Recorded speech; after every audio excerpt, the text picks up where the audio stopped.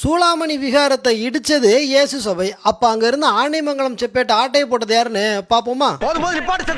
இப்ப ஸ்கிரீன்ல தெரியக்கூடிய இந்த ரிசர்ச் பேப்பர் டச் லாங்குவேஜ்ல இருக்கு. 100 வருஷத்துக்கு முன்னாடி வெளியிடப்பட்ட ரிசர்ச் பேப்பர். இதுல என்ன போட்டிருக்குன்னா, ஃப்ளரண்டஸ் கேம்பர் அப்படிங்கிற கிறிஸ்தவ பாதிரியார் ராஜராஜ சோழனுடைய ஒரு முக்கியமான ஹிஸ்டாரிக்கல் டாக்குமெண்ட்டை இந்தியாவில இருந்து எடுத்துட்டு வந்தார் அப்படின்னு போட்டிருக்கு. அது ராஜராஜ சோழனுடைய ஏதோ ஒரு டாக்குமெண்ட் தானே போட்டிருக்கு. அதுல ஆனைமங்கலம் செப்பேடுன்னு எங்கேயுமே போடலையே. இப்ப நீ என்ன பண்ண போற? அங்கதான் ட்விஸ்டே. இந்த பாதிரியாரோட பேர பசங்க தான் ஆனைமங்கலம் செப்பேட்டை லைடன் யூனிவர்சிட்டிக்கு டொனேட் பண்ணியிருக்காங்க. அப்போ லைடன் பிளேட்ஸை லவுட்டின் போனது யாரு? ஆக மொத்தத்தில் ராஜராஜன் கட்டின சூளாமணி விகாரை இடிச்சது ஜெஸ்யூட் இயேசு சபை. அங்க இருந்து ஆனைமங்கலம் செப்பேட்டை ஆட்டையை போட்டு போனது டச்சு பாதிரியார்.